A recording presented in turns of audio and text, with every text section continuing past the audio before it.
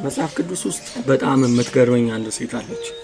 ያላትን በሰራችው በሁሉም ነገር ገዝታ ውድ ነው በላይ ያስቀመጠችውን ነገር ይዛ መጣ። ኢየሱስ ክርስቶስ ለእግሩና መታጠቢያ ውሃና ለእግሩ የታጠበበትን ማድረቂያ ፎጣ እንኳን ላልሰጠው ለዛ ሰው ቤት ቁጭ ብሎ ያለ መጣችና ያላትን ውዱን ያልባስጥሩ ሽቶ እግሩ ላይ እንዳፈሰሰች ታውቃላችሁ።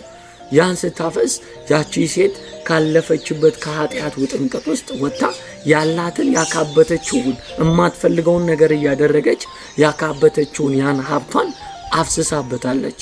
ምን ማለት እንደሆነ ታውቃላችሁ? ውዱን ነገር ነው ለእግዚአብሔር የሰጠችው።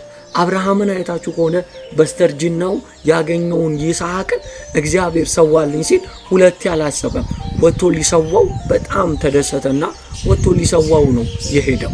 ያም ጊዜም እግዚአብሔር ይስሐቅን እንኳን እንደማይከለከለው ከአብርሃም ተረዳ።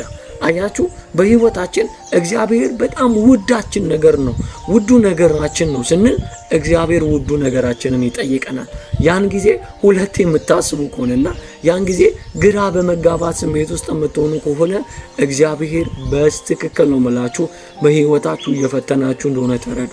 ስለዚህ ውዱ ነገር ሁሌም ለውዱ እግዚአብሔር ይገባዋል። ውዱ ነገራችንን እንሰዋው። ያኔ እሱን መከተልና እሱን ማምለክ አይከብደንም። መልካም ቀን እንላችሁ።